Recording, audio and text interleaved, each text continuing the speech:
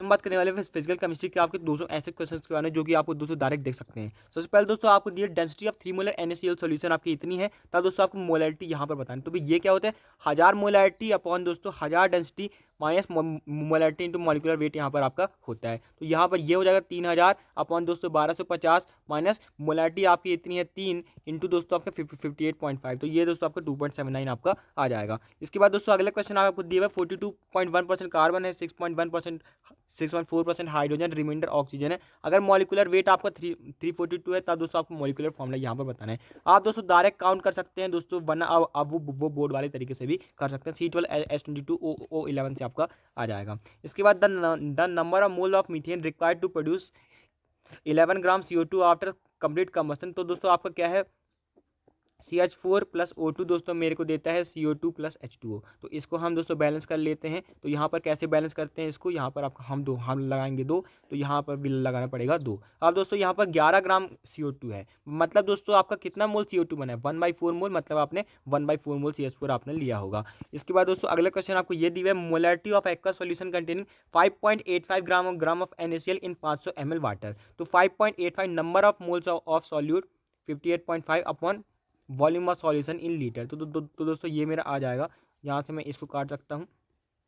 तो ये दोस्तों मेरा आ जाएगा 0.2 दोस्तों, मेरा इसका आंसर हो जाएगा। इसके बाद दोस्तों अगला क्वेश्चन आपको दिया है, the quantity which changes with temperature. तो फिर दोस्तों आपकी जो मोलैरिटी होती है, number of moles per unit volume होती है, तो वॉल्यूम चेंज करता है, तो ये भी आपकी चेंज कर जाती है। इसके बाद दोस्तों अगला क्वेश्चन आपको ये दिया हुआ है, 16 gram of CH4। 16 gram of CH4 यानी कि मतलब दोस्तों आपका 1 मोल CH4। और दोस्तों यहाँ पर आप देखें CH4 के पास टोटल कितने इलेक्ट्रॉन है, एक मॉलिक्यूल के पास आपके 10 इलेक्ट्रॉन है, मतलब एक मोल के पास 6.02 इंटू 10⁻23 जो आपके मॉलिक्यूल्स होंगे उनके पास होंगे आपके 60.2 इंटू 10⁻23 इलेक्ट्रॉन आपके हो जाएंगे। 1 ग्राम ऑफ H2 दोस्तों आप जानते हैं 1 मोल का होता है आपका 22.7 लीटर आपका होता है। तो फिर 1 ग्राम का लगभग आपको दोस्तों यहाँ पर 11.4 आपका हो जाएगा, मतलब 1 ग्राम H2 मतलब आधा मोल H2। इसके बाद 1 मोल N2 मतलब 28 ग्राम, और 0.5 मोल SO2 दोस्तों यहाँ पर मतलब कितने ग्राम है, मतलब दोस्तों आपका 32 ग्राम यहाँ पर आपको मिल जाएगा। इसके बाद दोस्तों अगला क्वेश्चन आपको ये दिया है, the volume of 0.02 molar aqueous HBr required to neutralise 10 millilitre of 0.01 molar BaOH whole twice. तो फिर दोस्तों इसके कितने मिली मोल होंगे, इसमें दोस्तों यहाँ पर होगा, यहाँ पर दोस्तों आपका होगा 0.1 मिली मोल। कितना मिली मोल, 0.1 मिली मोल। ये तो आपका BaOH होल ट्वाइस का है, ये मेरे को डबल यहाँ पर मेरे को OH देगा, ये मेरे को डबल OH दोस्तों यहाँ पर आपको देगा। मतलब दोस्तों यहाँ पर आपको 10 मिलीलीटर लेना पड़ेगा, तभी दोस्तों आपको यहाँ पर ये आपको 0.2 मिली मोल H+ आपका OH माइनस के बराबर यहाँ पर आपका हो पाएगा। इसके बाद दोस्तों अगला क्वेश्चन आपको ये दिया हुआ है, एक हाइड्रोकार्बन दोस्तों जब कंप्लीट कंबशन करता है 11 ऑक्सीजन लेता है, 4 इक्विवेलेंट ऑफ वाटर दोस्तों आपका प्रोड्यूस करता है। तो फिर दोस्तों आपको ध्यान रखना, ये इक्वेशन के ऊपर आपके बहुत सवाल आते हैं। CXHY + X + Y/4 O2 gives XCO2 + Y/2 H2O। तो दोस्तों आपको ये दिया हुआ है कि यहाँ पर दोस्तों ये मेरे को कितना पानी देता है, यहाँ पर आपको मेरे को ये 4 इक्विवेलेंट यहाँ पर आपको देता है, मतलब वाई मिल गया मेरे को 8, और ये दोस्तों 11 मोल ऑक्सीजन लेते हैं, तो एक्स यहाँ से आ गया 9, तो ये दोस्तों आपका C9H8 यहाँ पर आ जाएगा। इसके बाद दोस्तों अगला आपको ये दिया है, कंसनट्रेटेड HNO3 जो है आपका 75% बाई मास है, मतलब दोस्तों 100 ग्राम सॉल्यूशन में दोस्तों आपका कितना HNO3 है, 75 ग्राम HNO3 दोस्तों यहाँ पर आपका है। मतलब दोस्तों 1 ग्राम जो है दोस्तों कितने इसमें है, 75/100 ग्राम में दोस्तों यहाँ पर है। अगर 30 ग्राम लेना हो तो फिर मेरे को यहाँ पर 30 यहाँ पर करना पड़ेगा। तो ये तो आया मास, और आपका डेंसिटी होता है मास अपॉन वॉल्यूम। तो दोस्तों आपका वॉल्यूम हो जाएगा मास अपॉन डेंसिटी। तो आपको दोस्तों यहाँ पे इसको इससे भी डिवाइड करना पड़ेगा, तब दोस्तों आपका यहाँ पर मास आ जाएगा किसका, मतलब वॉल्यूम आपका सॉल्यूशन का आ जाएगा। तो मैंने क्या किया, 100 ग्राम माना, मतलब दोस्तों आपका 75 ग्राम HNO3 है, कितने ग्राम सॉल्यूशन में, 100 ग्राम सॉल्यूशन में, मतलब 1 ग्राम है आपका 100/75 में 30 ग्राम उसके इंटू 30 में, उससे आपका मास आ गया, अपॉन डेंसिटी कर देंगे, वॉल्यूम दोस्तों आपका यहाँ पर आ जाएगा। इसके बाद दोस्तों 25 ग्राम हाइड्रोजन पेरोक्साइड का मीनिंग क्या होता है, ये दोस्तों आपको कमेंट करके यहाँ पर आपको बताना, मतलब 25 वॉल्यूम का क्या मीनिंग आपका होता है। इसके बाद दोस्तों आपको ये दिया हुआ, the amount of HNO3 required to produce 110 gram of KNO3। तो मेरे को दोस्तों डायरेक्ट पता चल रहा है कि 1 मोल HNO3, 1 मोल मतलब 4 मोल HNO3 दोस्तों मेरे को देता है 3 मोल KNO3। तो दोस्तों मेरे को 1 मोल KNO3 के लिए 1 मोल KNO3 के लिए मेरे को चाहिए पड़ता है 4/3 मोल HNO3। और दोस्तों 110 ग्राम KNO3 मतलब 110 अपॉन दोस्तों K का 39 प्लस दोस्तों यहाँ पर नाइट्रोजन का 14, तो फिर ये हो जाएगा आपका 52। ये दोस्तों आपका 53 हो जाएगा, और उसमें दोस्तों हम 48 जोड़ेंगे, तो फिर ये दोस्तों आपका हो जाएगा 101। तो ये 110/101 के लिए दोस्तों आपको कितना यहाँ पर चाहिए पड़ेगा, एक मोल के लिए अगर दोस्तों आपका 4/3 चाहिए है, तो दोस्तों आपका 110/101 के लिए आपको इतना मोल दोस्तों यहाँ पर आपको चाहिए पड़ेगा। अब दोस्तों आपको इतना चाहिए पड़ेगा ना, फिर इसके बाद दोस्तों यहाँ पर आपको मास निकालना है, तो फिर दोस्तों आप मास के लिए मल्टीप्लाई कर देंगे, तो ये दोस्तों आपका 91.5 आपका आंसर आ जाएगा। इसके बाद दोस्तों आपको ये दिया हुआ कि कोल ऑफ प्योरिटी 60% को दोस्तों अलाउ किया गया है दोस्तों आपका बर्न करने के लिए। 60% दोस्तों आपका CO बना, और रिमेनिंग आपका CO2 बना। तब दोस्तों आपको हीट दोस्तों बताना है, अगर आपने 0.6 यहाँ पर आपने लिया है, मतलब दोस्तों अगर 0.6 है ना, तो उसका 60% के पास सिर्फ आपका कार्बन है, मतलब सिर्फ 360 ग्राम के पास दोस्तों आपका कार्बन है। और दोस्तों इसका जो 60% है, इसका 60% कितना होगा, इसका 60% दोस्तों होगा, इसके हम 0.6 से मल्टीप्लाई कर लेते हैं, तो ये दोस्तों आपका हो जाएगा 216 ग्राम। ये दोस्तों हो जाएगा 216 ग्राम, और उसका हो जाएगा आपका 144 ग्राम। तो 144 ग्राम हो गया, ये आपका 216 ग्राम हो गया। तो आप दोनों में आप दोस्तों मोल्स निकाल लेंगे, एक मोल के हिसाब से, मतलब इसमें आपके 12 मोल हो जाएंगे, दूसरी वाले में 18 हो जाएंगे। तो अगर CO2 बन रहा है तब दोस्तों आपकी 400 निकल रहा है, और अगर आपका CO बन रहा है तब दोस्तों आपकी 100 निकल रहा है। तो ये दोस्तों ऐसे आप दोस्तों निकाल लेंगे, सिर्फ आपको दोस्तों यहाँ पर मोल्स निकालने आने चाहिए। इसके बाद आपको लिमिटिंग रिएजेंट और number of mole of NH3 यहाँ पर बताना है। अगर मैं इसका निकालने बैठूँ तो 28/20, और दोस्तों इसका निकालने बैठे तो फिर ये दोस्तों हो जाएगा 5/3। तो फिर मेरे को देखने से यहाँ पर पता चला है N2 दोस्तों मेरा लिमिटिंग रीजन दोस्तों यहाँ पर आएगा। आइडियली दोस्तों आपका 28 ग्राम आपका 6 ग्राम के साथ रिएक्ट करता है, मतलब दोस्तों यहाँ पर N2 दोस्तों आपका लिमिटिंग रीजन देखने को मिलेगा। और दोस्तों 28 ग्राम दोस्तों अगर मेरे को कितने ग्राम NH3 देता है, 34 ग्राम देता है, तो फिर दोस्तों मेरे को 20 ग्राम कितना देगा, 34/28 × 20 दोस्तों आपका 1.42 मोल मेरे को दे देगा। इसके बाद दोस्तों अगला क्वेश्चन आपको ये दिया हुआ है कि कैरियस एस्टिमेशन है आपका 0.45 दोस्तों आपको दिया है, AgBr का 0.36 ग्राम, तब दोस्तों आपको परसेंटेज ऑफ ब्रोमीन यहाँ पर लगाना है। तो कैसे निकालते हैं, ये तो बहुत फेमस है, इसके ऊपर हर साल आपके क्वेश्चन आते हैं। 80/88 × mass of AgBr produced upon mass of organic compound into 100। तो दोस्तों हम यहाँ से इसको कैलकुलेट करेंगे, ये दोस्तों हो जाएगा 9/45, और ये दोस्तों आपका हो जाएगा 16। तो दोस्तों हम यहाँ से एक और बार कैलकुलेट करेंगे 4 तो ये 16/47 × 100 लगभग दोस्तों आपको 34.4% आपको यहाँ पर ये दे देगा। इसके बाद दोस्तों 250 gram of solution of D glucose जो है दोस्तों आपका 10.8% कार्बन बाई वेट है। आपको मोलैलिटी ऑफ सॉल्यूशन दोस्तों यहाँ पर आपकी बतानी है, तो ये दोस्तों आपको कमेंट करके बताना है, ऐसा अभी हमने क्वेश्चन किया था। इसके बाद दोस्तों अगला क्वेश्चन आपको ये दिया है 120 ग्राम ऑफ ऑर्गेनिक कंपाउंड जो है आपको 330 ग्राम CO2 देता है, और 270 ग्राम वाटर देता है, तब दोस्तों आपको परसेंटेज ऑफ कार्बन यहाँ पर आपको और हाइड्रोजन का आपको बताना है। अगर परसेंटेज ऑफ कार्बन निकालना है तो फिर क्या फॉर्मूला होता है, 12/44 × mass of CO2 produced upon mass of organic compound into 100। दोस्तों आपको ऐसे यहाँ पर करना पड़ता है। तो बस दोस्तों यहाँ पर आपको कैलकुलेशन का ही यहाँ पर आपको खेल रहता है। तो दोस्तों आप यहाँ से कैलकुलेट करेंगे तो ये दोस्तों 3 तो ये दोस्तों आपका लगभग 75% दोस्तों यहाँ पर आ जाएगा, और हाइड्रोजन कितना आ जाएगा 25%, क्योंकि दोस्तों उसमें सिर्फ आपका कार्बन हाइड्रोजन ही आपका है। इसके बाद दोस्तों एवरेज दोस्तों आपका ये 35.5 है, तो आपको 35 CL और 37 CL का दोस्तों यहाँ पर आपको बताना है। तो हम मान लेते हैं कि यहाँ पर ये मेरा x है, और इसका आपका मोल फ्रैक्शन आपका 1 - x है। तो दोस्तों हम क्या करेंगे, 35x + 37 1 - x अपॉन 1 = 35.5। तो ये दोस्तों आपका लगभग 3:1 का रेशियो आपका आ जाएगा। इसके बाद it is impossible to specify simultaneously. आप दोस्तों लीनियर मोमेंटम और पोजीशन दोस्तों साथ में नहीं आप दोस्तों बता सकते। सही बात है, हीज अमंग अनसर्टेनिटी प्रिंसिपल हमसे यही कहता है।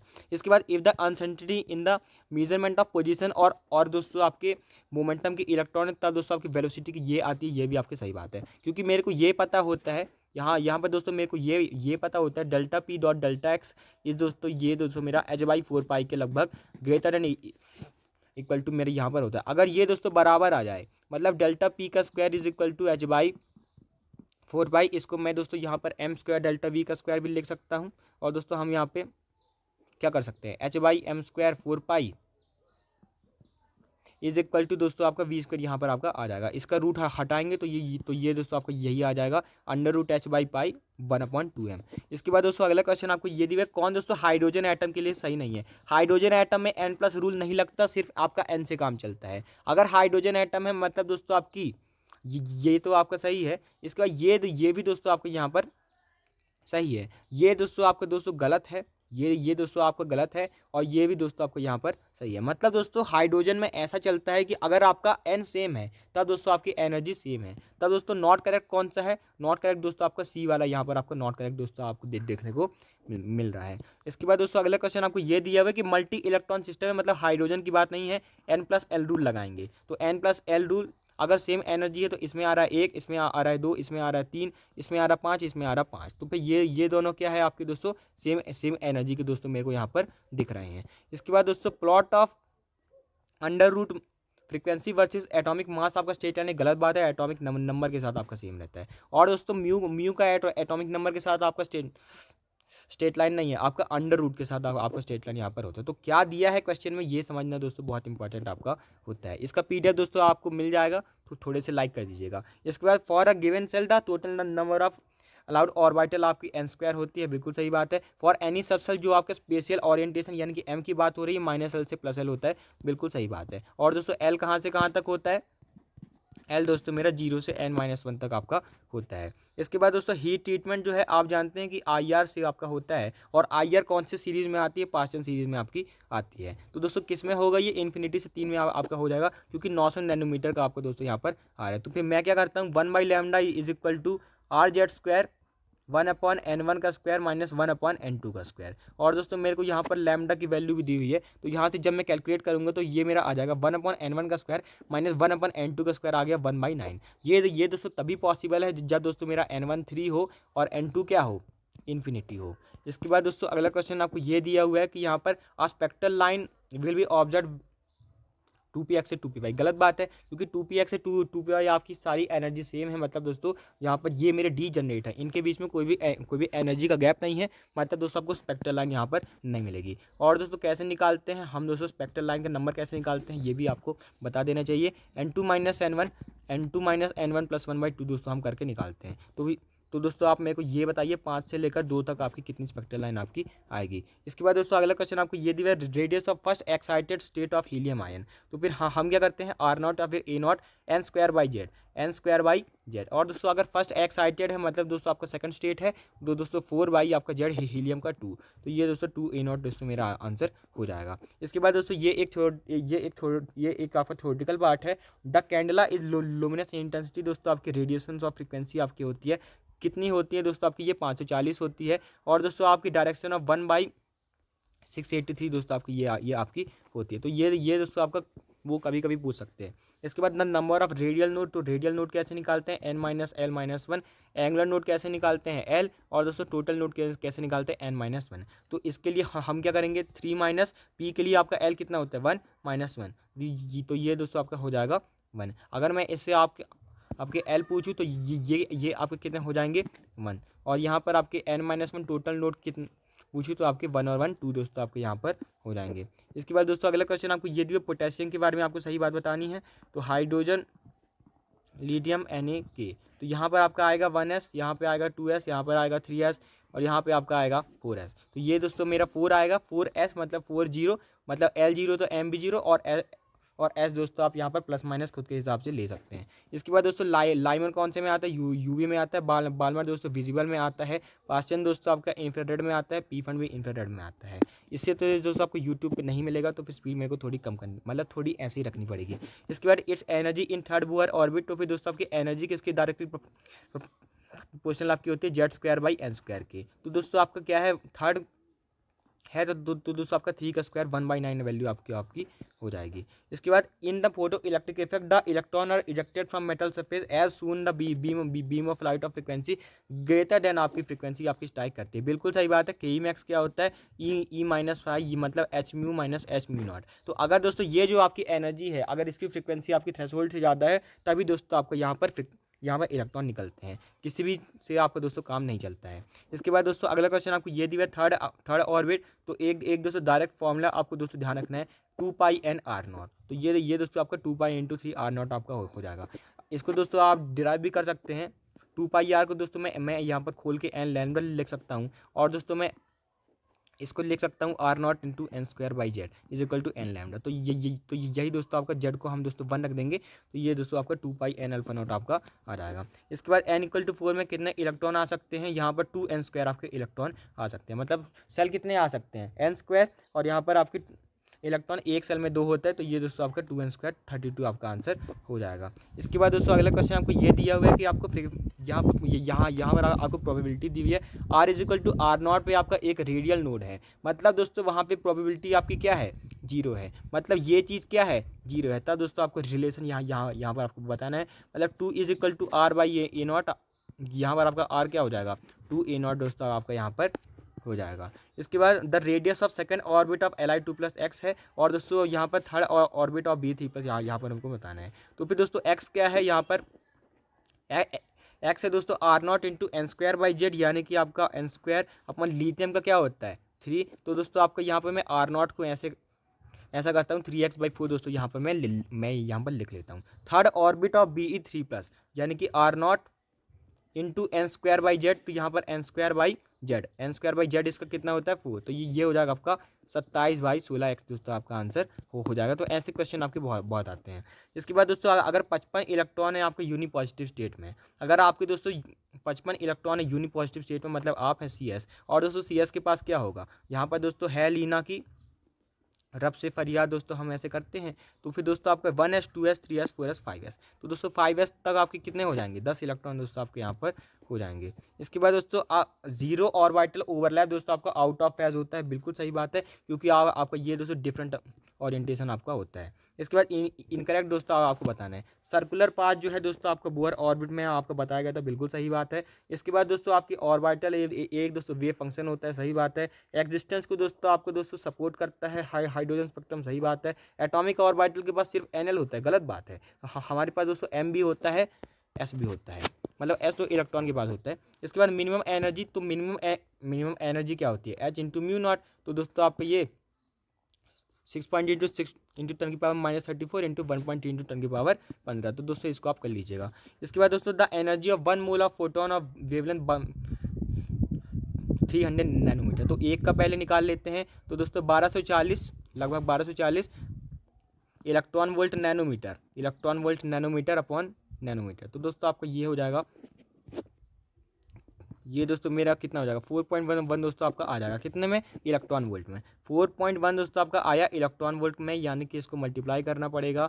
इसके बाद दोस्तों यहाँ पर आपको 1 मोल का निकालना है, तो 1 मोल में दोस्तों आपको 6.022 × 10⁻23 दोस्तों आपको मल्टीप्लाई करना पड़ेगा। तो ये दोस्तों आपका 399 लगभग आपका आ जाएगा। इसके बाद दोस्तों सर्टन ऑर्बिटल के पास दोस्तों आपका कोई एंगुलर नोड नहीं है, मतलब L आपका क्या है 0 है, L 0 है। और दोस्तों 2 रेडियल नोड है, मतलब दोस्तों आपका n-1 क्या है, मतलब n-l-1 आपका क्या है 2 है, L आपका 0 है, मतलब n आपका क्या है 3 है। तो ये दोस्तों आपका 3 यहाँ से आंसर हो जाएगा। इसके बाद दोस्तों अगर दोस्तों आपका डिफरेंस ऑफ टेम्परेचर है, आपको दोस्तों इलेक्ट्रिकल एनर्जी बनाना है, मतलब दोस्तों आपको क्या करना है, आपको दोस्तों हाई इलेक्ट्रिकल कंडक्टिविटी चाहिए, लेकिन आपको दोस्तों चाहिए लो थर्मल कंडक्टिविटी। इसके बाद दोस्तों अगर दोस्तों इंक्रीज आपका प्रेशर करते हैं, वॉल्यूम दोस्तों आपका ज़्यादा रैपिडली आइसोथर्मल में गिरता है, बिल्कुल सही बात आपको दी हुई है, क्योंकि दोस्तों आपका एडियाबैटिक में दोस्तों आपका ग्राफ क्या होता है, नीचे होता है, आपका आइसोथर्मल में ज़्यादा होता है। तो आइसोथर्मल का वर्क ज़्यादा, मतलब दोस्तों उसका आपका वॉल्यूम गिरना ज़्यादा। इसके बाद यहाँ पर PV कांस्टेंट होता है, यहाँ पे PV की पावर गामा कांस्टेंट होता है। तो सही एक्सप्लेनेशन आपको दिया हुआ है।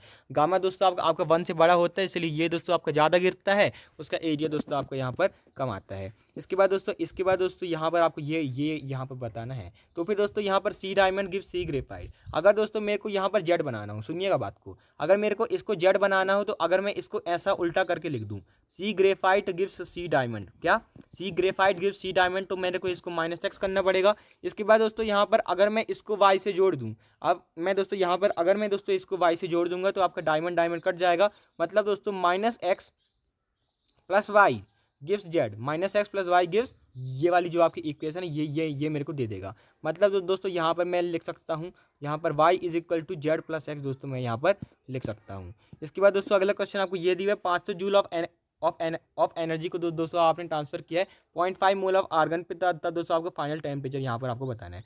तो 500 क्या होता है N C P delta T, N C P क्या हो जाएगा F/2 + 1 इंटू आर, किसके लिए आर्गन के लिए, तो आर्गन के लिए यहाँ पर दोस्तों 3/2 + 1 इंटू आर मतलब 5/2 आर दोस्तों आपका यहाँ पर आ जाएगा 5/2 आर। इसको मैं दोस्तों 25/3 दोस्तों यहाँ पर लिख सकता हूँ। इसके बाद दोस्तों यहाँ से डेल्टा टी दोस्तों हम यहाँ पे आसानी से निकाल लेंगे, और इसके बाद दोस्तों आप delta U is equal to N C B delta T लगा दीजिएगा, तो ये आपका 348 केल्विन आएगा, और दोस्तों आपको ये 300 जूल आपका आ जाएगा। आज में मेरा काम दोस्तों कैलकुलेशन करवाना नहीं है, कंसेप्ट बताना है, मैक्सिमम कंसेप्ट बताने की दोस्तों मैं यहाँ पर कोशिश कर रहा हूँ। इसके बाद यहाँ पर आपको डेल्टा यू बताना है। साइक्लिक प्रोसेस में तो वैसे भी 0 होता है, और अगर आप इनिशियल से फाइनल जा रहे हैं तो इसको फर्क नहीं पड़ता आप कौन से पाथ से जा रहे हैं, मतलब delta U 1 is equal to delta U 2 is equal to delta U 3। इसके बाद दोस्तों अगला क्वेश्चन आपको ये दिया है कि आइस ऑफ वाटर को आपने रखा है, अगर दोस्तों आपने प्रेशर बढ़ा दिया, टेम्परेचर कांस्टेंट रखा, तब दोस्तों आपको ध्यान रखना है कि जो आपका सॉलिड फेज है, सॉलिड फेज दोस्तों आपका पूरी तरीके से गायब आपका यहाँ पर हो जाता है, क्योंकि आप जानते हैं ये दोस्तों आपकी कहानी होती है। अब दोस्तों एक एटीएम है, और अगर 2 एटीएम पे अगर मैं चला गया सॉलिड क्या हो जाएगा, गायब हो जाएगा। इसके बाद दोस्तों आपका heat of formation of SO2 दोस्तों यहाँ पर आपको बताना है। तो SO2 कहाँ है, SO2 दोस्तों मेरा यहाँ पर है, तो SO2 दोस्तों मैं कैसे बना सकता हूँ, S + ½ O2 गिव्स SO2, ऐसे दोस्तों मैं यहाँ पर बना सकता हूँ। तो दोस्तों मेरे को क्या करना है, मेरे को दोस्तों पहले इसको उल्टा ले जाना पड़ेगा, तो मेरे को दोस्तों यहाँ पर -y यहाँ पर करना पड़ेगा। इसके बाद दोस्तों आप दोस्तों आसानी से दोनों को जोड़ देंगे, तो ये दोस्तों आपका y - 2x यहाँ पर आपका आ जाएगा, y - 2x यहाँ पर आपका आ जाएगा। इसके बाद दोस्तों अगला क्वेश्चन आपको ये दिया हुआ है कि यहाँ पर सबसे ज़्यादा इंक्रीज इन टेम्परेचर कौन देगा, 30 मिलीलीटर HCl और 30 मिलीलीटर NaOH, क्योंकि सबसे ज़्यादा यही आपके रिएक्ट करेंगे, मतलब सबसे ज़्यादा मोल इन्हीं के पास है अच्छे से रिएक्ट करने के लिए। इसके बाद दोस्तों एक आपका रिएक्शन है दोस्तों आपका वो स्पॉन्टेनियस है दोस्तों आपका फ्रीजिंग पॉइंट पे, मतलब आपका नॉन स्पॉन्टेनियस है आपका फ्रीजिंग पॉइंट पे, लेकिन स्पॉन्टेनियस है बॉइलिंग पॉइंट पे।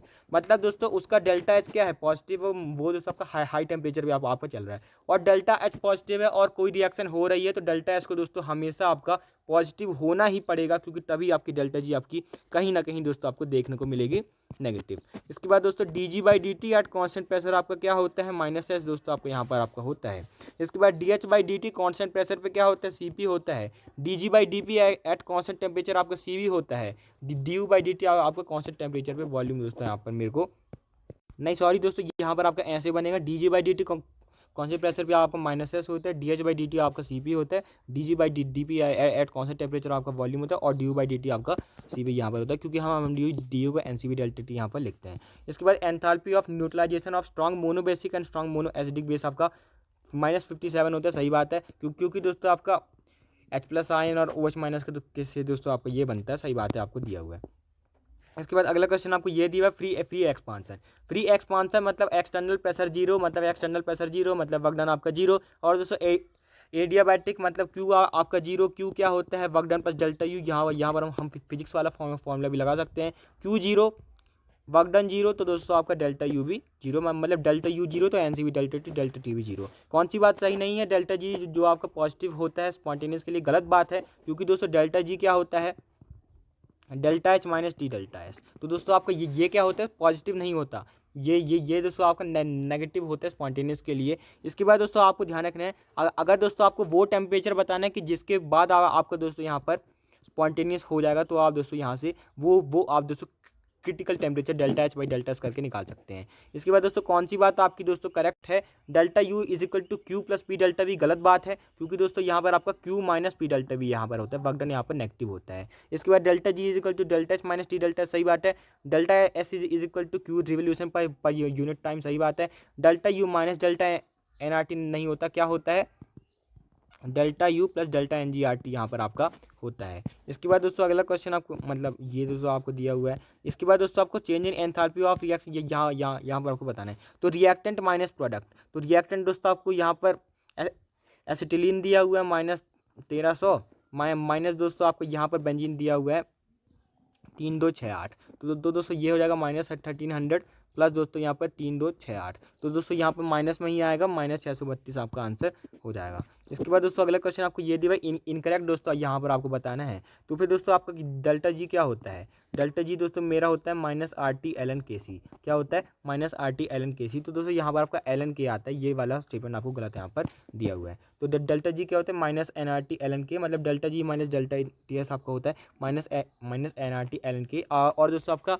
ln K आता है delta H minus delta S by RT। तो बस यहाँ पर आपका ln K होता है, तब ये बात आपकी सही हो जाती है। इसके बाद दोस्तों अगला क्वेश्चन आपको ये दिया है एंट्रोपी दोस्तों किसमें आपको दोस्तों डिक्रीज करता है? Freezing of water at 0 degree Celsius decrease करता है। सही बात है, क्योंकि रैंडमनेस आपकी घटेगी। पानी से दोस्तों आप आइस बनेंगी तो दोस्तों आपकी रैंडमनेस घटने वाली है, और दोस्तों -10 पे भी घटेगी। यहाँ पर दोस्तों आपके कम गैस के मोल बने, मतलब दोस्तों रैंडमनेस आपकी घटेगी। इसके बाद CO गैस को पकड़ लिया, मतलब रैंडमनेस आपकी घटेगी। डिसोल्यूशन दोस्तों मेरे को Na+Cl- दे देगा, मतलब रैंडमनेस आपकी बढ़ेगी, इसका आपको पॉजिटिव देखने को मिलेगा। इसके बाद दोस्तों यहाँ पर हाइड्रेशन एंथैल्पी यहाँ पर आपको बताना है। तो फिर दोस्तों आपको ध्यान रखना है डेल्टा एच सॉल्यूशन आपका क्या होता है? डेल्टा एच दोस्तों आपकी जो लैटिस एंथैल्पी होती है प्लस डेल्टा एच दोस्तों आपकी हाइड्रेशन एंथैल्पी जो आपकी होती है। तो 4 = यहाँ पर दिया हुआ 788 प्लस दोस्तों डेल्टा एच हाइड्रेशन। तो ये दोस्तों -784 में यहाँ पर आ जाएगा। इसके बाद दोस्तों अगला क्वेश्चन आपको ये दिया है 5 मोल। और इसके बाद दोस्तों वैक्यूम में यहाँ पर अब आपने किया है, मतलब पी एक्सटर्नल क्या है जी? पी एक्सटर्नल 0, मतलब वर्कडन 0। ज़्यादा सोचना नहीं है। मैं दोस्तों आपको फॉर्मूले बता देता हूँ। nRT log base 10 V2/V1 आपका दोस्तों आइसोथर्मल के लिए, और NR डेल्टा T अपॉन गामा-1 दोस्तों आपका एडियाबैटिक के लिए। अगर आपको इसकी जरूरत पड़े तब दोस्तों यूज़ कर सकते हैं। इसके बाद टू स्टेटमेंट दोस्तों आपको ध्यान रखना है, डेल्टा S और S दोनों ही दोस्तों आपके टेम्परेचर के फंक्शन आपके होते हैं। इसके बाद दोस्तों हेप्टेन के लिए मेरे को ये बात दोस्तों बता दीजिएगा, हेप्टेन क्या होता है? C7H दोस्तों आपका हो जाएंगे 16, C7H16 प्लस दोस्तों O2 गिव्स CO2 + H2O। तो इसको बैलेंस कर लेते हैं, यहाँ पर मेरे को 7 करना पड़ेगा। इसके बाद दोस्तों यहाँ पर मेरे को 8 पक्का करना पड़ेगा। इसके बाद दोस्तों यहाँ पर आपके 16 हो गए, 8 और 7 15/2 दोस्तों आपको यहाँ पर हो जाएगा, मतलब 8 और यहाँ पर 14, 8 और दोस्तों आपके 14 कितने हो गए? 22। तो यहाँ पर दोस्तों मेरे को 11 यहाँ पर करना पड़ेगा। ये गैसियस है और ये भी दोस्तों आपको यहाँ पर गैसियस है। तब दोस्तों यहाँ पर आपको बताना है। तो delta H minus delta U क्या होता है? डेल्टा NGRT मतलब 7 - 4 RT दोस्तों आपको यहाँ पर आंसर हो जाएगा। प्रोडक्ट माइनस रिएक्टेंट आपको करना होता है। आपको भी नवरात्रि की हार्दिक शुभकामनाएं। इसके बाद दोस्तों CO+3H2 गिव्स CH4 + H2। तब दोस्तों आपको बताना है प्रेशर दोस्तों आपने अगर इंक्रीज किया 2 फोल्ड एट कांस्टेंट टेम्परेचर। अगर दोस्तों आपने दोस्तों कांस्टेंट टेम्परेचर पे इंक्रीज किया है तो फिर दोस्तों आपका वॉल्यूम क्या होगा जी? वॉल्यूम दोस्तों आपका घटेगा, मतलब आपकी कंसंट्रेशन और प्रोडक्ट दोस्तों आपकी दोनों बढ़ेगी। इसके बाद इक्विलिब्रियम फॉरवर्ड में जाएगा, बिल्कुल सही बात है, क्योंकि यहाँ पर दोस्तों आपने प्रेशर को क्या किया है? बढ़ाया है। मतलब जहाँ कम गैस होगी, या यहाँ पर आपके सिर्फ 2 गैस के मॉलिक्यूल है, यहाँ पर 4 है, मतलब दोस्तों आपकी आगे की तरफ यहाँ पर बढ़ेगी। इक्विलिब्रियम कौन सा इंक्रीज करेगा? गलत बात है। इक्विलिब्रियम कौन सा अनचेंज रहेगा? ये तो सही बात है, लेकिन आपकी प्रोडक्ट और रिएक्टेंट की कंसंट्रेशन भी सेम आपकी नहीं रहेगी। इसके बाद दोस्तों अगला क्वेश्चन आपको ये दिया हुआ है AB2 गिव्स AB + ½ B2। तब दोस्तों आपको ये बताना है। तो फिर दोस्तों ये बहुत फेमस क्वेश्चन आपके होते हैं, प्लीज़ इसको अच्छे से देख लीजिएगा। तो AB2 gives AB + ½ B2। Initial मोल मैंने ले लिया 1, यहाँ पर दोस्तों आपके बाद में मेरे 1 - x होगा, यहाँ से आपका x गया तो आपका x बना, यहाँ पर आपका ½ x बना। इक्विलिब्रियम पे आपके मोल आपके इतने हो गए, टोटल मोल कितने हुए? 1 + ½ x। अब दोस्तों मैं कैसे निकालता हूँ? उसका मोल अपॉन टोटल मोल, उसका मोल अपॉन टोटल मोल। तो फिर इसका क्या हो जाएगा? 1 - x अपॉन 1 + x/2, और यहाँ पर इसका हो जाएगा x अपॉन 1 + x/2। इसका क्या हो जाएगा? ½ x अपॉन 1 + x/2। तो यही दोस्तों आपको सब जगह करके रख देना है, और इसकी पावर ½ लगानी पड़ेगी, क्योंकि उसका स्टोइकियोमेट्रिक कोएफिशिएंट आपका ½ है। तब दोस्तों आप यहाँ पे कर लेंगे कि जो आपका x होता है बहुत लेस देन आपका 1 होता है, तो इसको आप दोस्तों नेगलेक्ट कर देंगे। इसके बाद कर आके आपको दोस्तों ये यहाँ पर मिल जाएगा। मैं दोस्तों आपको ये दे रहा हूँ, तो इसका भी दोस्तों आपको अगर टाइम मिले तो दोस्तों आपको कमेंट करके यहाँ पर बताना है। इसके बाद दोस्तों अगला क्वेश्चन आपको ये दिया हुआ है कि आपका 1000 केल्विन पे है दोस्तों आपका जो CO2 है। मैं इसके ऊपर दोस्तों जब मैं ग्रेफाइट डालता हूं तो दोस्तों मेरे को ये 2CO गैसियस दोस्तों बना के दे देता है। अगर टोटल प्रेशर दोस्तों आपका 0.8 है, तब दोस्तों आपको यहाँ पर कहानी बतानी है। तो यहाँ पर अगर 0.5 दोस्तों आपका इनिशियली है, यहाँ पर 0, यहाँ पर 0 है। मान लेते हैं P चला गया, तो यहाँ पे 2p बन गया और मेरे को टोटल प्रेशर दोस्तों इक्विलिब्रियम पे मिलेगा 0.5 प्लस पी, वो दोस्तों मेरे को दिया हुआ है 0.8। तो मेरा पी कितना आ गया 0.3, पी आ गया 0.3, मतलब दोस्तों सारी कहानी आपकी हो गई। ये आया आपका 0.2 और दोस्तों ये मेरा आ गया कितना 0.6, मतलब 1.6। अब दोस्तों आप क्या करेंगे कि केपी लिखना है ना, तो फिर 1.6 का स्क्वायर, क्योंकि सी ओ के आगे आपका 2 था, अपन दोस्तों आपका हो जाएगा कितना 0.2, तो ये मतलब पॉइंट, हाँ वो 0.2, तो ये दोस्तों 1.8 दोस्तों आपका आंसर आ जाएगा। मतलब कैलकुलेशन तो आप देख ही सकते हैं। इसके बाद दोस्तों इक्विलिब्रियम कांस्टेंट एक्स से डब्ल्यू दोस्तों आपको बताना है। अगर मैं रिएक्शन को ऐड करता हूँ, बात सुन लीजिएगा, रिएक्शन दोस्तों आपकी मैं अगर ऐड करता हूँ तो फिर दोस्तों आपका क्या होता है, ये दोस्तों आपका के क्या हो जाता है, मल्टीप्लाई आपका हो जाता है। एक्स से डब्ल्यू जाना है, मतलब दोस्तों अगर मैं तीनों रिएक्शंस को ऐड कर दूँ तो ये मेरे कट जाएंगे, मतलब मल्टीप्लाई करना पड़ेगा। ये दोस्तों 8 मेरा यहाँ पर आपका आंसर हो जाएगा। इसके बाद दोस्तों आपको यहाँ पर के पी बाई के सी यहाँ पर आपको बताना है, तो फिर दोस्तों आपको ध्यान रखना है के पी इज इक्वल टू के सी आर टी की पावर डेल्टा एन जी। तो फिर दोस्तों आपको के पी बाई के सी बताना, मतलब आर टी की power delta N G. R T की पावर डेल्टा एन जी यहाँ पर कितना है 1 माइनस 1/2 माइनस 1/2, यानी कि 1/√RT। इसके बाद on passing HCl through a saturated solution of BaCl2 at room temperature white turbidity देखने को मिलती है। सही बात है, क्योंकि दोस्तों यहाँ पर आपके Cl माइनस ये इतना बढ़ा देगा कि ये दोस्तों Cl माइनस दे नहीं पाएगा और इसका वाइट प्रेसिपिटेट आपका बन जाएगा। इसके बाद जब HCl खींच के आप पास करते हैं सोडियम क्लोराइड पर प्रेसिपिटेट हो जाएगा। ये दोस्तों आपकी गलत बात है, क्योंकि NaCl दोस्तों खुद ही बहुत आपका ज़्यादा मेरे को डिसोसिएट कर देता है। इसके बाद ली चैट के प्रिंसिपल से किसको दोस्तों आपका इक्विलिब्रियम को किससे फ़र्क यहाँ पर नहीं पड़ेगा। तो आपको दोस्तों ध्यान रखना सॉलिड से फ़र्क नहीं पड़ता, मतलब Fe2O3 सॉलिड डाल दे तो कुछ आपका फ़र्क नहीं पड़ेगा। इसके बाद दोस्तों A2B3, तो A2B3 मेरे को क्या देगा 2A + 3B। अगर दोस्तों इसकी इनिशियल कंसंट्रेशन आपकी C है, अगर इसकी इनिशियल कंसंट्रेशन आपकी C है, तो C माइनस C अल्फ़ा अगर हो गया तो यहाँ पर बनेगा 2C अल्फ़ा, यहाँ पर आपको बनेगा 3C अल्फ़ा। अगर मैं दोस्तों इसको लिखना चाहूँ तो 2C अल्फ़ा का स्क्वायर 3C अल्फ़ा का क्यूब अपन दोस्तों यहाँ पर आपका C माइनस C अल्फ़ा। तो ये दोस्तों मेरे को 108 वाला आंसर यहाँ पर मेरे को दे देगा। ज़्यादा आपको कैलकुलेट करने की ज़रूरत यहाँ पर नहीं है, आपको एक मोल मानना है। उसके बाद दोस्तों आपको कहानी यहाँ पर आपको करनी है। मेरे को दोस्तों आपको A2B4 का दोस्तों कमेंट करके बताना क्या आपका रिलेशन आता है अल्फ़ा और उसके बीच में। इसके बाद K1 और K2 कैसे रिलेटेड है। अगर मैं इसको 3 किससे मल्टीप्लाई कर दूँ 3/4 से अगर मैं मल्टीप्लाई कर दूँ तो ये रिएक्शन मेरे को यहाँ पर मिल जाएगी। तो अगर मैं रिएक्शन को मल्टीप्लाई करता हूँ, जोड़ने पे आपका के आपके मल्टीप्लाई हो जाते हैं, लेकिन अगर मैं रिएक्शन में कुछ मल्टीप्लाई कर देता हूँ तो वो आपकी के की आपकी पावर में यहाँ पर चले जाता है। तो K2 क्या हो जाएगा K1 की पावर 3/4 से मल्टीप्लाई किया, मतलब 3/4 दोस्तों यहाँ पर आपका हो जाएगा। इसके बाद दोस्तों अगला क्वेश्चन आपको ये दिया हुआ है कि यहाँ पर Fe2n + 3/2, तब दोस्तों आपको इसका कमेंट करके बताएं KC और KB के बीच में क्या रिलेशन आपका आएगा। इसके बाद सॉल्युबिलिटी प्रोडक्ट दोस्तों किसका होता है ज़्यादा, CaOH होल्टाइज का, इसके बाद आपका दोस्तों PbS का, उसके बाद AgBr का, उसके मतलब AgBr का, CaOH होल्टाइज का, HGS का और PbS का। यहाँ पर दोस्तों आपको ध्यान, मतलब PbS का उसके बाद HGS का, तो ये दोस्तों आपको ध्यान रखना है। HGS का आपका बहुत कम होता है, PbS का 8 × 10⁻28, AgBr का इतना और CaOH का इतना। तो दोस्तों मेरे को आपको कमेंट करके बताना है कि AgI, AgBr, AgF और AgCl में दोस्तों आपका क्या ऑर्डर आपका होता है। इसके बाद दोस्तों अगला क्वेश्चन आपको ये दिया वीक एसिड का डिग्री ऑफ डिसोसिएशन एक्स है, तब दोस्तों आपको pH माइनस पी के यहाँ पर बताना है। तो ये बहुत फेमस क्वेश्चन है, ये दोस्तों log x/1 - x आ जाता है, बहुत फेमस है। कैसे, यहाँ पर इनिशिया अगर A है 1 - x चला गया तो यहाँ पर AX दोस्तों आपको यहाँ पर आपका बचा।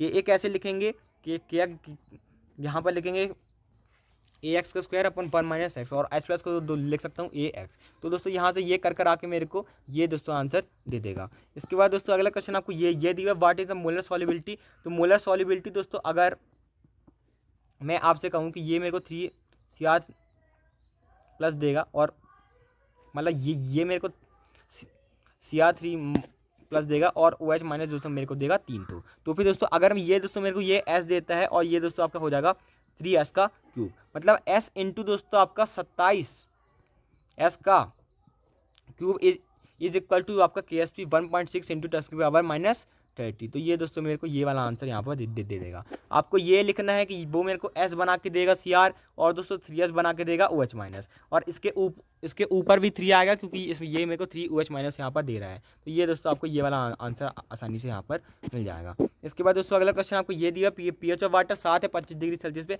अगर मैं टेम्परेचर बढ़ा दूँ तो दोस्तों आपको ध्यान रखना है कि pH दोस्तों आपका डिक्रीज आपको दोस्तों यहाँ पर कर जाता है, मतलब पानी आपको थोड़ा सा खट्टा लगने लगेगा। इसके बाद अगला क्वेश्चन आपको ये दिया हुआ है कि which of the following happens when NH4OH को दोस्तों हम ऐड करते हैं 1 मोलर A2+ में और 1 मोलर B3+ में। तो यहाँ पर दोस्तों आप KSP का ऑर्डर दोस्तों यहाँ पर देखिए कि यहाँ पर BOH होता है इसका बहुत ज़्यादा है, और KP का दोस्तों और AOH होल्टाइज का दोस्तों देखें तो वो बहुत बहुत बहुत बहुत ज़्यादा किससे, BOH होल्टाइज से। मतलब BOH होल्टाइज दोस्तों मेरा जल्दी प्रेसिपिटेट यहाँ पर आपका हो जाएगा। वरना आप दोस्तों ऐसे भी करके देख सकते हैं कि जो आपका आयनिक प्रोडक्ट है दोस्तों वो मेरा KP से यहाँ पर बड़ा होना चाहिए। तो मतलब इसके लिए आपकी OH की आपकी कंडीशन ये आएगी, इसके लिए आपकी ये आएगी, तो ये आपका BOH वाला दोस्तों जल्दी प्रेसिपिटेट आपको कर देगा। इसका दोस्तों आपको वो आपको KSP वाला कमेंट करके बताना है। इसके बाद दोस्तों अगला क्वेश्चन आपको ये दिया, बफर सॉल्यूशन दोस्तों किसी भी क्वांटिटी में मिला देंगे क्या, गलत बात है। इसके बाद ब्लड दोस्तों आपका नेचुरली अकरिंग बफर है, सही बात है। इसके बाद दोस्तों अगला क्वेश्चन आपको ये दिया हुआ है, तो फिर मेरे को आप ये बताइए ये आपको कहाँ पे आए, H+ आपके आएंगे। तो H+ दोस्तों आपके यहाँ आएंगे, H+ आपके यहाँ पर दोस्तों आपके आएंगे। मतलब दोस्तों बेसिक मीडियम में ये दोस्तों कहानी आपकी सही चलेगी। इसके बाद acid aqueous solution ammonium carbonate का आपका बेसिक होता है, क्योंकि दोस्तों आपका NH4OH का जो आपका Kb है दोस्तों आपका वो मेरे H2CO3 का Ka से आपका बड़ा होता है।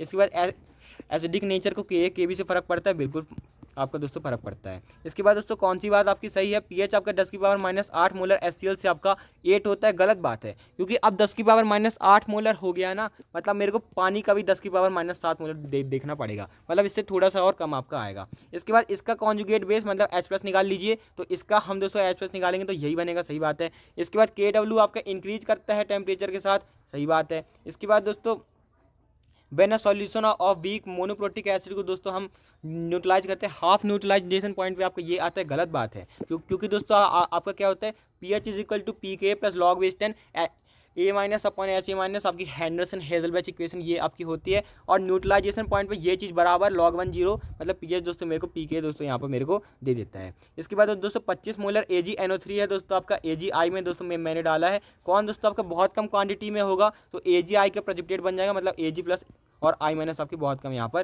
होंगी। इनकरेक्ट स्टेटमेंट बताना है। फिर फिनोल्फ्थालीन दोस्तों आपका वीक एसिड स्ट्रॉन्ग गैस में चल जाएगा, सही बात है। आपका methyl orange weak acid weak gas में नहीं चलेगा, ये दोस्तों आपको बिल्कुल यहाँ पर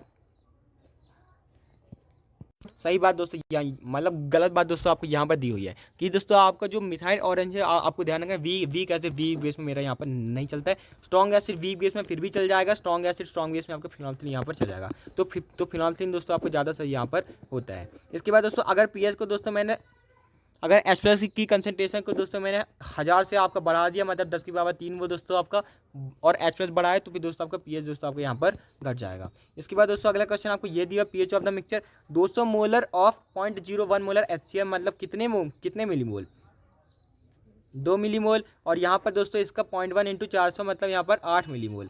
क्योंकि दोस्तों H2SO4 दोस्तों मेरे को कितने मिलीमोल देता है, ये दोस्तों मेरे को देता है कितने मिलीमोल, 2 मिलीमोल दोस्तों मेरे को ये यहाँ पर देता है। तो 10 मिलीमोल अपन टोटल कितना 600 मिलीलीटर, तो ये दोस्तों मिली आपके कट जाएंगे, ये दोस्तों आपका यहाँ से आ जाएगा। इसके बाद दोस्तों आप यहाँ पर दोस्तों करेंगे तो ये दोस्तों आपका इतना दोस्तों निकल के आ जाएगा। pH आप दोस्तों यहाँ से आप दोस्तों लॉग आसानी से निकाल सकते हैं। इसके बाद दोस्तों अगला क्वेश्चन आपको ये दिया क्लास XI के स्टूडेंट दोस्तों आपके बना रहे थे pH 8.26, amount of ammonium chloride दोस्तों आपको डालना पड़ेगा कि दोस्तों आपका 1 लीटर बफर आपको यहाँ पर आपका बन जाए। तो ये दोस्तों आपका बेसिक बफर के लिए POH = pKb + log base 10 salt upon base. अगर मेरे को दोस्तों pH दोस्तों दिया हुआ है 8.26 तो मैं POH 14 से माइनस करके निकाल सकता हूँ। और दोस्तों मेरे को यहाँ पर log base 10 salt upon base, तो दोस्तों मेरे को सॉल्ट की कंसंट्रेशन यहाँ पर निकालनी है। अगर ये 1 है मतलब अंदर वाली चीज़ क्या है, 1 है, मतलब NH4Cl की कंसंट्रेशन आपकी क्या है दोस्तों, आपकी 10 × 0.2 दोस्तों यहाँ पर आपकी है। मतलब दोस्तों अगर log base 10 to the base 10 आपका 1 होता है ना, तो ये दोस्तों आपका 2 मोल यहाँ पर आपका आ जाएगा, मतलब इतने ग्राम आपका आ जाएगा। तो ये दोस्तों आपको करना आना चाहिए। इसके बाद K1 K2 K3 सही बात आपको बतानी है। तो फिर दोस्तों अगर मैं ऐसा करूँ कि दोस्तों मैं इन दोनों इक्वेशन को जोड़ दूँ, तब ये दोस्तों आपका बन जाएगा। मतलब इक्वेशन जोड़ना मतलब दोस्तों आपका रिएक्शन को मल्टीप्लाई करना, मतलब के को आपको मल्टीप्लाई करना। इसके बाद 20 मोलर ऑफ 0.01 मोलर NH4OH जो है आपका दोस्तों 40 मिलीलीटर और 0.05 मोलर HCl के साथ आपने किया है pH ऑफ मिक्सचर दोस्तों आपको यहाँ पर बताना है। तो फिर दोस्तों यहाँ पर क्या रिएक्शन होगी, NH4Cl plus HCl gives NH4Cl plus H2O। तो ये यहाँ से दोस्तों आपके 2 मिलीमोल HCl बनेगा और यहाँ पर आपको 2 मोल NH4Cl दोस्तों आपको यहाँ पर आपको दोस्तों यहाँ पर रह आपका जाएगा। तो दोस्तों NH4 प्लस की कंसनट्रेशन आपकी 2/60 आपके मोल्स अपॉन दोस्तों आपका जो मिलीलीटर उसमें आएगी। इसके बाद दोस्तों मैं pH निकाल सकता हूँ। कैसे निकालते हैं pH, pKw minus pKb minus log C/2, मतलब pKb माइनस, मतलब मैं दोस्तों इसको ऐसे भी कर सकता हूँ 7 minus half pKb plus log C करके भी दोस्तों हम यहाँ पर इसको निकाल सकते हैं। इसके बाद द सॉलिबिलिटी ऑफ AgCl किस में दोस्तों आपका मैक्सिमम होगा, तो दोस्तों यहाँ पर तो बहुत सारा Cl माइनस है, यहाँ पर नहीं होगा, यहाँ पर भी बहुत सारे Cl माइनस है, यहाँ पर बहुत सारे AgNO3 है। डी आयनाइज वाटर में कोई भी आपका कॉमन आयन नहीं है, मतलब उसमें सॉलिबिलिटी सबसे ज़्यादा यहाँ पर आपकी होगी। इसके बाद दोस्तों एक स्टूडेंट को दोस्तों यहाँ पर बफर बनाना है pH 4 का, तब दोस्तों ऐसी कंसनट्रेशन यहाँ पर आपको बतानी है। तो फिर दोस्तों pH क्या होता है, pKa plus log base 10 salt upon acid. तो फिर दोस्तों मैं यहाँ पर इसको आसानी से कर सकता हूँ, दोनों साइड लॉग ले लेंगे तो ये दोस्तों आपका मल्टीप्लाई यहाँ पर आपका हो जाएगा। तो ये दोस्तों आपका 0.13 आपका यहाँ पर आ जाएगा। इसके बाद दोस्तों द KSP दोस्तों आपको ये बताना है। तो KSP मैं क्या लिखूँगा, 2Bi3 प्लस 3H2 माइनस, यानी कि दोस्तों 2S का स्क्वायर 3S का क्यूब इज इक्वल टू दोस्तों मेरे को दिया हुआ 1.08 इंटू 10 की पावर माइनस 73। तो ये दोस्तों 1 इंटू 10 की पावर माइनस 15 मेरे यहाँ पर आ जाएगा। द एम्फोटेरिक नेचर को दोस्तों हम लुईस एसिड बेस से समझाते हैं, गलत बात है। किससे समझाते हैं, ब्रॉन्सेट बेस से दोस्तों हम यहाँ पर समझाते हैं, मतलब ब्रॉन्सेट लॉरी कंसेप्ट से दोस्तों हम यहाँ पर समझाते हैं। वाटर दोस्तों एसिड के साथ काम करता है NH3 में, act as base with H2S, बिल्कुल सही बात आपको दोस्तों दी हुई है। इसके बाद दोस्तों कौन आपका लुईस बेस की तरह काम नहीं कर सकता, किसको इलेक्ट्रॉन नहीं चाहिए, PCl5 को नहीं चाहिए, क्योंकि ये भाई साहब पहले से ही आपके ज़्यादा बॉन्ड बना के बैठे हैं। इसके बाद दोस्तों अगला क्वेश्चन आपको ये दिया POH का दोस्तों आपको ऑर्डर बताना है। तो इसका pH हो जाएगा 2, POH आपका हो जाएगा 12, इसका pH दोस्तों आपका हो जाएगा 12, POH आपका हो जाएगा 2। और दोस्तों मेरे को ये बता दीजिए जिसका pH आपका कम होगा ना, मतलब उसका POH आपका ज़्यादा होगा, मतलब यहाँ पर HCl सबसे स्ट्रॉन्ग, उसके बाद दोस्तों आपका ये D, उसके बाद दोस्तों आपका B, उसके बाद C, क्योंकि इसका दोस्तों आपका pH यहाँ पर सबसे ज़्यादा होगा, मतलब यहाँ पर इसका दोस्तों आपका क्या होगा, इसका आपका pH सबसे ज़्यादा होगा, मतलब दोस्तों इसका क्या होगा। इसके बाद दोस्तों सबसे कम दोस्तों यहाँ पर आपका POH यहाँ पर आपका होगा। तो यहाँ से दोस्तों आपका ये यहाँ पर बन के आ जाएगा। इसके बाद CO2 प्लस और सल्फाइड को जवाब डालते तो ये दोस्तों मेरे को COS ब्लैक कलर का बना के दे देते, सही बात है, क्योंकि दोस्तों इसका दोस्तों आपका इक्विलिब्रियम कांस्टेंट हाई है, क्योंकि आपके सॉल्युबिलिटी प्रोडक्ट लो है, सही बात आपको दी हुई है। इसके बाद दोस्तों यहाँ पर 0.1 मोलर ऑफ KI दोस्तों रिएक्ट करता है H2SO4 अकॉर्डिंग टू इक्वेशन ये, तब दोस्तों आपको बताना है। तो यहाँ पर दोस्तों 20 मिलीलीटर ऑफ KI दोस्तों आपका करता है, तो ये दोस्तों हमको करना पड़ेगा। तो जब हम दोस्तों इसको बैलेंस करेंगे तो मेरे पास यहाँ पर ये आ जाएगा। यहाँ पर मैं K को भी लगा सकता हूँ। तो दोस्तों वॉल्यूम ऑफ KI दोस्तों मेरे को दिया हुआ है इतना, मोलैरिटी दोस्तों मेरे को दिया हुआ है 0.1। तो दोस्तों यहाँ से मैं दोस्तों यहाँ पर मोल निकाल सकता हूँ, ये मेरे आ जाएंगे 0.02 मोल। और दोस्तों वहाँ से मैं देखूँगा तो KI/KiO3 का दोस्तों मेरे को यहाँ पर रिलेशन दिया हुआ है 5/1, मतलब 1 मोल I माइनस के लिए दोस्तों आपका 1/5 IO3 माइनस का दोस्तों मैं यहाँ पर यूज कर रहा हूँ। तो फिर मेरा 0.2 मोल के लिए इतना दोस्तों मैं यूज कर रहा हूँ, सही बात है। मतलब दोस्तों मेरा यहाँ पर A और D, तो ये तो मेरा थ्योरेटिकल पॉइंट है, तो ये भी मेरा सही यहाँ पर हो जाएगा, A और D आपके सही यहाँ पर हो जाएंगे। इसके बाद दोस्तों अगला क्वेश्चन आपको ये दिया हुआ है, यहाँ पर दोस्तों कौन जो दोस्तों दोनों काम कर सकते हैं। तो K2Cr2O7 I माइनस से I2H में दोस्तों दोनों बना सकते हैं, H2 माइनस से H दोनों बना सकते हैं, Fe2 प्लस से Fe3 प्लस दोनों दोस्तों आपके यहाँ पर बना सकते हैं। इसके बाद दोस्तों अगला क्वेश्चन आपको ये यहाँ पर दिया हुआ है, मतलब ये तो आप कर ही लेंगे। इसके बाद दोस्तों कौन दोस्तों आपको डिस्प्रपोर्शनेशन नहीं देगा, हाईएस्ट वाला नहीं देगा, कौन नहीं देगा, हाईएस्ट वाला। तो Cl दोस्तों आपका ये यहाँ पर +7 में सबसे ज़्यादा है, मतलब नहीं देगा। इसके बाद दोस्तों कौन यहाँ पर ऑक्सीडाइजिंग एजेंट की तरह काम करेगा, अगर आपने इनऑर्गेनिक वाला वीडियो देखा था तो आप आसानी से कर लेंगे, कमेंट करके बताइएगा। इसके बाद दोस्तों अगर ग्रीनिश येलो गैस निकली है मतलब Cl2 रहा होगा, NH4Cl आपने लिया होगा। इसके बाद दोस्तों यहाँ पर दोस्तों गिन लीजिएगा, मैं आपको कह रहा हूँ गिन लीजिएगा क्योंकि आप बहुत आसानी से इसको कर सकते हैं। 14H+ दोस्तों आपको हमेशा ध्यान रखना है, और दोस्तों आपके यहाँ पर 7 यहाँ पर आपका हो जाएगा, तो 14 उसके बाद 7 और यहाँ पर आपके 6 यहाँ पर आपके हो जाएंगे। तो ये वाली इक्वेशन दोस्तों आपको बहुत दोस्तों आपको ध्यान रखनी है, बहुत फेमस है। इसके बाद दोस्तों कौन दोस्तों ऑक्सीडाइजिंग एजेंट की तरह काम नहीं कर सकता, N3- में, ये -3 में है, इससे नीचे दोस्तों ये नहीं जा सकता, इससे ज़्यादा ये दोस्तों गिर नहीं सकता, मतलब और दोस्तों इससे ज़्यादा दूसरों को ये उठा नहीं सकता, मतलब खुद को ऑक्सीडाइज करना पड़ेगा, रिड्यूसिंग एजेंट की तरह आपको काम करना पड़ेगा। इसके बाद दोस्तों कौन एक्स की वैल्यू दोस्तों आपको बताएं तो भी दोस्तों यहाँ पर आप आसानी से कर सकते हैं। यहाँ पर आप आपकी 12 आई हैं, यहाँ पर आपके 2 आई हैं, तो यहाँ पर दोस्तों आपके 10 यहाँ पर रहे होंगे। आपको टाइम दोस्तों यहाँ पर बचाना होता है। इसके बाद दोस्तों आपको बताना है कि यहाँ पर करेक्ट क्या है, तो ये दोस्तों मेरा डिस्प्लेसमेंट है, सही बात है, रिडॉक्स है, सही बात है, डिकम्पोजिशन कॉम्बिनेशन आपका नहीं है। इसके बाद दोस्तों आपको इसका दोस्तों ऑक्सीडेशन नंबर दोस्तों आपको निकाल के कमेंट करना है। इसके बाद दोस्तों NaCl को दोस्तों आपने ऐड किया 0 डिग्री सेल्सियस पे, तब दोस्तों आपको मेल्टिंग ऑफ आइस को दोस्तों आप दोस्तों प्रिवेंट कर सकते हैं, सही बात है, क्योंकि डिप्रेशन इन फ्रीजिंग पॉइंट आपका आ जाता है। इसके बाद दोस्तों अगला क्वेश्चन आपको ये दिया हुआ है कि यहाँ पर, इसके बाद दोस्तों what is the freezing point depression constant of solvent 50 gram of which contain 1 gram of non volatile solute, और दोस्तों यहाँ पर आपका डिक्रीज इन फ्रीजिंग पॉइंट आपका इतना यहाँ पर दिया हुआ है। तो फिर 0.4 is equal to KF into molarity. Molarity दोस्तों आपका 1 ग्राम है दोस्तों आपका 50 ग्राम में, 1 ग्राम है आपका 50 ग्राम में, तो 1/50 इंटू यहाँ पर 1000। तो यहाँ से दोस्तों यहाँ पर आप कैलकुलेट यहाँ मतलब और करना पड़ेगा, यहाँ पर 256 भी करना पड़ेगा, क्योंकि दोस्तों यहाँ पर ये इसका मोल मास यहाँ पर दिया हुआ है, तो आपको नंबर ऑफ मोल अपॉन वो यहाँ पर करना होता है। तो यहाँ पर दोस्तों आप इसको करेंगे, तो इसको दोस्तों आपको करना पड़ेगा, तो दोस्तों आपको ये करा के 5.12 दोस्तों आपको देखने को मिल जाएगा। तो ये वाला ग्राफ भी आपको बहुत फेमस है, इस साल आपसे पूछा भी गया है, क्या होता है depression in freezing point, only solvent molecule जो आपके सॉलिडिफाई करते हैं। इसके बाद व्हेन नॉन वॉलेटाइल सॉलिड दोस्तों आपने डाला है, वेपर प्रेशर दोस्तों आपका 10 से कम हो गया, तो फिर दोस्तों मेरे को पता होता है relative lowering in vapour pressure P initial minus P final upon P initial क्या होता है, मेरे मोल फ्रैक्शन ऑफ सॉलिड के बराबर यहाँ पर होता है। ये दोस्तों मेरा 10 से आपको डिक्रीज किया जब दोस्तों मेरा मोल फ्रैक्शन 0.2 है। अब दोस्तों अगर मैंने 20 से मेरा डिक्रीज कर दिया होगा, मतलब मोल फ्रैक्शन ऑफ सॉलिड कितना हो गया होगा 0.4 पे, आपका 10 में 0.2 तो 20 में कितना 0.4। आपको मोल फ्रैक्शन ऑफ सॉल्वेंट बताना है, क्या बताना है, मोल फ्रैक्शन ऑफ सॉल्वेंट, तो आपको 1 से माइनस इसको करना पड़ेगा, क्योंकि आपका सॉल्वेंट और सॉलिड मिला के आपको बात बना देते हैं, वो आपको 1 यहाँ पर दे देते हैं। 1 - 0.4 दोस्तों मेरे को यहाँ पर 0.6 दोस्तों यहाँ पर मेरे को मिल जाएगा। इसके बाद दोस्तों इंक्रीजिंग बॉइलिंग पॉइंट यहाँ पर आपको बताना है, तो I into KB into M, यहाँ पर ये 10⁻⁴ इंटू 2, यहाँ पे 10⁻⁴, यहाँ पे 10⁻³ इंटू 2, यहाँ पर दोस्तों आपका 2 इंटू 10⁻²। तो किसका ज़्यादा, यहाँ पर दोस्तों आपका 4 का ज़्यादा, मतलब ऐसे ही कर लेते हैं, 4 का ज़्यादा, उसके बाद दोस्तों आपका 3 का ज़्यादा, उसके बाद दोस्तों आपका 1 का ज़्यादा, उसके बाद आपका 2 का ज़्यादा। ये है मेरा बॉइलिंग पॉइंट। अगर आप फ्रीजिंग पॉइंट का पूछते तो आप उल्टा देते, क्योंकि वहाँ पर आपका डिप्रेशन होता है।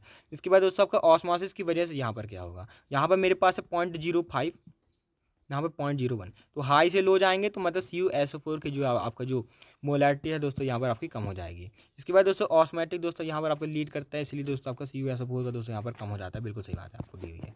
इसके बाद दोस्तों यहाँ पर तीन डब्बे हैं आपके पास, 0.1 और 0.01 और दोस्तों आपका 0.001। तो फिर दोस्तों इनको देख के ऐसा लगेगा कि दोस्तों यहाँ पर बहुत सारे Na+Cl- है, मतलब इनका वन ऑफ वेक्टर आपको दोस्तों कम हो जाएगा। आपको ध्यान रखना इन्वर्सली प्रोपोर्शनल टू कंसंट्रेशन कहीं ना कहीं ये दोस्तों आपका होता है, मतलब IC की कंसंट्रेशन ज़्यादा, उसकी मतलब कंसंट्रेशन कम, तो उसका वन ऑफ वेक्टर आपको ज़्यादा हो जाता है। तो ये दोस्तों आपका लगभग ऐसा दोस्तों आपको देखने को मिलता है। इसके बाद राउट लॉ, तो फिर राउट लॉ से पॉजिटिव डेविएशन कौन दिखाता है, ये मेरे पोलर वाले, ये मेरे नॉन पोलर वाले, इनकी दोस्ती अच्छी नहीं है तो ये जल्दी उड़ जाते हैं, मतलब दोस्तों ये मेरे को दोस्तों पॉजिटिव डेविएशन यहाँ पर मेरे को दिखाते हैं। और दोस्तों आपको नेगेटिव डेविएशन का एग्जांपल दोस्तों 3 कमेंट करके बताने हैं, पॉजिटिव के आपको 4 कमेंट करके दोस्तों यहाँ पर आपको बताने हैं। कमेंट करने को मैं इसलिए दे रहा हूँ क्योंकि आपका एग्जाम पास है, तब दोस्तों आपको चीज़ें रिकॉल आपकी होनी चाहिए। इसके बाद दोस्तों आपका किसका दोस्तों आपका highest depression in freezing point या फिर लोएस्ट फ्रीजिंग पॉइंट यहाँ पर आपको बताना है। तो डेल्टा TF इंटू M यही दोस्तों आपको करना पड़ेगा, या फिर delta TB into M। Acetic acid दोस्तों आपका बेंजोइक एसिड में आपका आपका एसोसिएट करता है, मतलब उसको तो हम नहीं लेंगे। और एसिटिक एसिड को ही हम लेंगे वाटर में, क्योंकि दोस्तों इसका मोलर मास का सबसे कम है, इसकी मोलरिटी आपकी सबसे ज़्यादा यहाँ पर आपकी आएगी। तो दोस्तों आप ऐसे ही डायरेक्ट भी कर सकते हैं। इसके बाद नेफ्थलीन डालेंगे तो दोस्तों आपको ध्यान रखना, फ्रीजिंग पॉइंट दोस्तों आपका डिक्रीज करता है। इसके बाद दोस्तों अगला क्वेश्चन आपको ये दिया हुआ है कि यहाँ पर अगर नेगेटिव डेविएशन है, अगर नेगेटिव डेविएशन है तब दोस्तों आपका वेपर प्रेशर गिरा हुआ है और बॉइलिंग पॉइंट बढ़ा हुआ है। इसके बाद दोस्तों अगला क्वेश्चन आपको ये दिया है कि वाट वेट ऑफ ग्लूकोज को हम यहाँ पे डाल दें कि ये दोस्तों लोअर प्रेशर हो जाए 0.2 से, तो यहाँ पर P initial minus P final upon P initial is equal to दोस्तों आपका क्या होता है, mole fraction of solute. Mole fraction of solute यानी कि mass of glucose upon molar mass of glucose upon दोस्तों यहाँ पर मास ऑफ मतलब number of moles of glucose, और यहाँ पर आपका 100/18 वाटर का भी। तो ये दोस्तों आप करेंगे तो ये लगभग आपका 3.69 आपका आ जाएगा। इसके बाद एलिवेशन दोस्तों इन दोनों के लिए सेम रहेगा, गलत बात है क्योंकि आपका NaCl के पास आई भी आपका होगा 2। जो आपका एजियोट्रॉपिक है आपका विदाउट चेंजिंग कंपोजिशन आपके यहाँ पर बॉयल करते हैं, सही बात दी हुई है। ऑस्मोसिस दोस्तों आपका हाइपरटोनिक से दोस्तों आपका हाइपरटोनिक होता है, सही बात है। डेंसिटी आपकी इतनी आपकी 1.26 आएगी, सही बात है। इसके बाद दोस्तों यहाँ पर नेगेटिवली चार्ज सॉल्व बनते हैं, गलत बात है। जब दोस्तों KI और AG में डालते हैं तब दोस्तों आपको पॉजिटिवली चार्ज सॉल्व आपको देखने को मिलता है। इसके बाद डिप्रेशन और फ्रीजिंग पॉइंट दोस्तों आपको बताना है। तो भी दोस्तों डिप्रेशन इन फ्रीजिंग पॉइंट में दोस्तों आपको ध्यान रखना है कि जो वेपर प्रेशर जो आपका सॉल्यूशन का है प्योर सॉल्वेंट से कम आता है, और सिर्फ आपके सॉल्वेंट मॉलिक्यूल ही आपके सॉलिफाई करते हैं फ्रीजिंग पॉइंट पे। इसके बाद दोस्तों बॉइलिंग पॉइंट ऑफ तो यहाँ पर दोस्तों इसको यहाँ पर इक्वल दिया है, मतलब दोस्तों मोलैरिटी दोस्तों आपको इक्वल दोस्तों यहाँ पर आपको दी हुई है। तो नंबर ऑफ मोल्स अपॉन दोस्तों आपको इस का 2 ग्राम है तो इससे ज़्यादा आपको फ़र्क पड़ेगा नहीं 0.0998 से। और दोस्तों यहाँ पर 8/mb बाई 0.092 यहाँ पर ये मेरा kg में दोस्तों यहाँ पर आपका आ जाएगा। तो यहाँ से आपका MB is equal to 4 MA आपका आ जाएगा। इसके बाद दोस्तों ये दोस्तों आपको कमेंट करके यहाँ पर बताना है। इसके बाद यहाँ पर pH क्या, तो KH इंटू एक्स। तो दोस्तों मैंने यहाँ पर कुछ भी छोड़ा नहीं है, मतलब P is equal to KH into x. तो दोस्तों यहाँ पर दोस्तों मेरे को आप दोस्तों बता दीजिए कि जो मेरा KH है होगा ना वो मेरा स्लोप के बराबर यहाँ पर आपका होगा। ए के लिए लिख लेते हैं, मेरे पास 30.4 है, B के लिए 2.34 है, C के लिए 1.6 इंटू 10⁻⁵ है और 0.53 है। तो P का जो स्लोप है वो सबसे ज़्यादा है, मतलब P दोस्तों मेरे को 1 और 2 से रिप्रेजेंट यहाँ पर कर रहा है। S का स्लोप का सबसे कम है, मतलब ये सबसे कम वाले यहाँ पर दोस्तों मेरे को C को रिप्रेजेंट यहाँ पर मेरा कर रहा है। इसके बाद दोस्तों अगला क्वेश्चन आपको ये दिया, सॉल्यूट ए एसोसिएट करता है वाटर में 0.7 ग्राम है और दोस्तों डिजोल्व किया है। अगर दोस्तों ये मेरा डिप्रेशन इतने का है तब दोस्तों परसेंटेज एसोसिएट यहाँ पर आपको बताना है। तो delta TB is equal to कितना, KF into M, KF into M. तो यहाँ पर आपको 0.7 अपॉन 93 अपॉन दोस्तों यहाँ पर आपका कितना वाटर है, 42 ग्राम वाटर बाई 1000 इंटू आई। तो यहाँ से दोस्तों आप दोस्तों कैलकुलेट करेंगे तब दोस्तों मेरा I 0.6 आ जाएगा। और अल्फ़ा का दोस्तों एसोसिएशन के लिए क्या फॉर्मूला होता है, I-1 अपॉन 1 अपॉन n-1। तो यहाँ से दोस्तों आपका 0.8 आंसर हो जाएगा। अगर आपको दोस्तों अल्फ़ा दिया हो और अगर डिसोसिएशन वाला केस है तो वो आपका 1 + n-1 अल्फ़ा आपका हो जाता है। इसके बाद दोस्तों कौन दोस्तों लार्जर फ्रीजिंग पॉइंट आपको देगा, तो यहाँ पर दोस्तों आप डायरेक्ट आई से देख सकते हैं। ये आपका कुछ नहीं करेगा, ये भी नहीं, ये भी नहीं। KHSO4 का 2 होगा, मतलब इसका डिप्रेशन सबसे ज़्यादा होगा, मतलब इसका आपका फ्रीजिंग पॉइंट सबसे कम होगा। इसके बाद लोएस्ट फ्रीजिंग पॉइंट किसका होगा, इसका होगा, क्योंकि ये दोस्तों मेरे को यहाँ पर क्या देगा 2EL3+ और 3SO4 2-। तो ये मेरे को टोटल 5 चीज़ें देगा। ये मेरे को कुछ नहीं देगा, ये मेरे को 2 देगा, ये मेरे को 3 देगा। इसके बाद दोस्तों अगला क्वेश्चन आपको ये दिया हुआ है, तो फिर आपके पास एक मैंगो है, उसका सीज़न भी आने वाला है। तो मैंगो को दोस्तों आपने इसमें डाला हुआ है। तो मैंगो दोस्तों मेरा जब सॉल्ट सॉल्यूशन में डाला तो ये श्रिंक कर गया, मतलब क्या हुआ, बाहर आपका पानी ज़्यादा था, अंदर दोस्तों आपका पानी कम था। दोस्तों यहाँ पर क्या होगा, ये मेरा श्रिंक कर गया, मतलब आपकी कुल मिला के ऑस्मोसिस दोस्तों यहाँ पर आपका हो गया, मतलब वो पानी जो आपके सॉल्ट की तरफ चला गया। इसके बाद दोस्तों अगला क्वेश्चन आपको ये दिया हुआ है कि यहाँ पर कहानी आपको दी हुई है।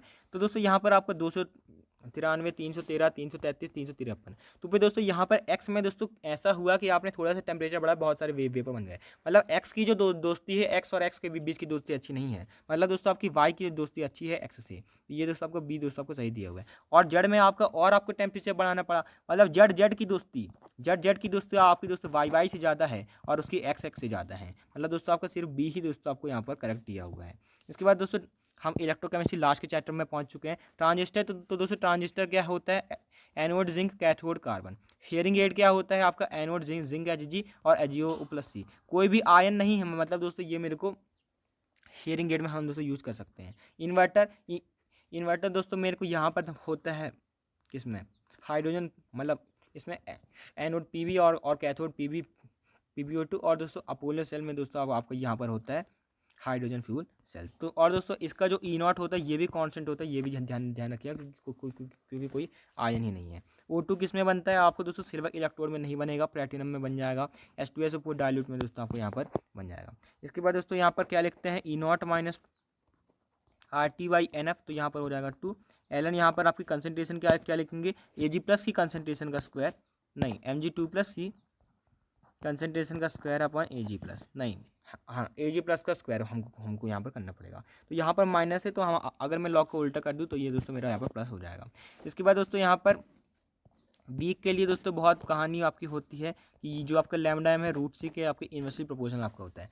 तो दोस्तों आपका डिक्रीज करता है आपके कंसंट्रेशन के साथ। इसके बाद दोस्तों किसकी ऑक्सीडाइजिंग कैपेसिटी दोस्तों आपकी सबसे अच्छी है। तो हमने इनसे पूछा क्या आप दोस्तों खुद को रिड्यूस करना चाहते हैं। इन्होंने बोला हाँ रिड्यूस करना चाहते हैं, और सबसे ज़्यादा इन्होंने ही बोला है, मतलब दोस्तों इनकी दोस्तों आपकी यहाँ पर हो जाएगी। इसके बाद स्ट्रॉन्गेस्ट रिड्यूसिंग एजेंट CrC+ से CR मेरा इतना है, लेकिन यहाँ पर आपका ट्विस्ट ये है CR3+ आ गया 0.74। तो यहाँ पर सिर्फ यही इंसान ऐसा है जो कि खुद को ऑक्सीडाइज करना चाहता है, मतलब ये दोस्तों खुद को ऑक्सीडाइज करेगा, सामने वाले को रिड्यूस करेगा। ये सबसे अच्छा रिड्यूसिंग एजेंट आपका हो जाएगा।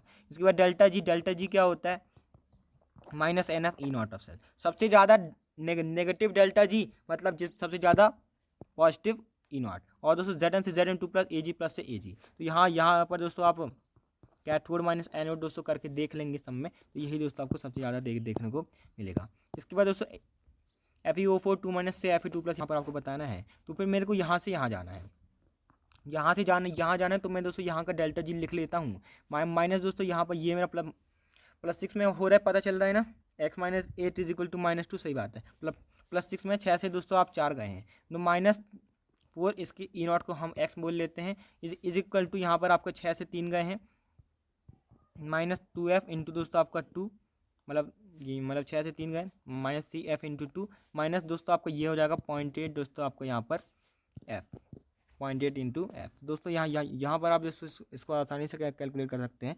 तो ये मेरा -6.8f दोस्तों मेरे यहाँ पर -4x के बराबर हो जाएगा, मतलब x दोस्तों मेरा 1.7 के बराबर दोस्तों यहाँ पर हो जाएगा। इसके बाद दोस्तों कोरोजन दोस्तों एक इलेक्ट्रोकेमिकल प्रोसेस होता है जिसमें दोस्तों आपका प्योर मेटल एनोड की तरह काम करता है, इम्प्योर आपका कैथोड की तरह काम करता है, और रेट ऑफ कोरोजन आपका एल्कालाइन में ज़्यादा होता है, गलत बात दी हुई है। इसके बाद दोस्तों अगला क्वेश्चन आपको ये दिया हुआ है, तो फिर मास क्या होता है, Z क्या होते हैं, इक्विवेलेंट वेट बाई एफ, यानी कि molecular weight by x into F. तो फिर दोस्तों मॉलिकुलर वेट यहाँ पर Al का होता है 27, इसका x होता है 3 इंटू आपका 96, तो इंटू I इंटू दोस्तों आपका I इंटू T दोस्तों आपका 3 इंटू 60 दोस्तों मेरे को यहाँ पर करना पड़ेगा। ये मेरे को 0.36 आपको दे देगा। तो ये वाली इक्वेशन दोस्तों बहुत फेमस है, इसको भी दोस्तों आप ध्यान रखिएगा कि ए को मैं लिखता हूँ C∝² और अल्फा को दोस्तों मैं लिख सकता हूँ λm/λm इंफिनिटी। तो दोस्तों हम यहाँ पे कर लेंगे, तो यहाँ से दोस्तों आपको करा के ये इक्वेशन आपको मिल जाएगी, बहुत फेमस है, डायरेक्ट दोस्तों आपको इसके ऊपर क्वेश्चन मिल सकता है। इसके मतलब ये दोस्तों आपको यहाँ पर मिल जाएगा। इसके बाद दोस्तों अगला क्वेश्चन आपको ये दिया हुआ है। तो अगला दोस्तों आपको ये दिया हुआ है कि आपका ए क्या है, यहाँ पर दोस्तों इसका इन्वर्सली प्रोपोर्शनल है, मतलब ये कौन सा इलेक्ट्रोलाइट है, ये है दोस्तों मेरा वीक वाला, और बी में दोस्तों आपका थोड़ा सा कम हो रहा है, मतलब ये क्या है मेरा स्ट्रॉन्ग वाला। तो ये दोस्तों आपसे हर साल पूछा जाता है। इसके बाद दोस्तों अगर दोस्तों आपको EMF को बढ़ाना है, तो इसके EMF को मैं क्या लिखूँगा, -0.059 बाई, इसको लिखेंगे 2 log⁻10,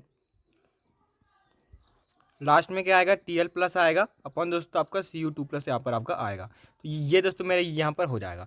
अगर मेरे को इसको बढ़ाना है, मतलब दोस्तों मेरे को लॉग को नेगेटिव करना पड़ेगा, मतलब दोस्तों मेरे को Cu2+ को यहाँ पर दोस्तों बढ़ाना पड़ेगा, ताकि वो दोस्तों मेरा यहाँ पर Tl+ से दोस्तों यहाँ पर मेरा ज़्यादा हो जाए।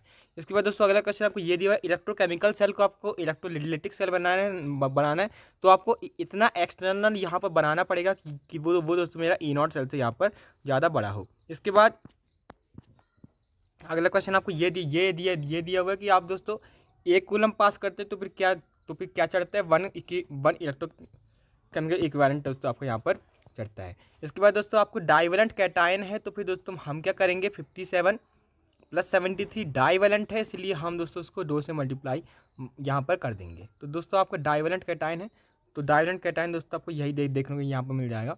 अच्छा, मतलब ये दोस्तों क्या, मतलब ये ऐसा है, समझ गया मैं। या जैसे आपका MgO में होता है तो आपका 73 + 57, तो ये दोस्तों डायरेक्ट आपका 130 आपका आ जाएगा।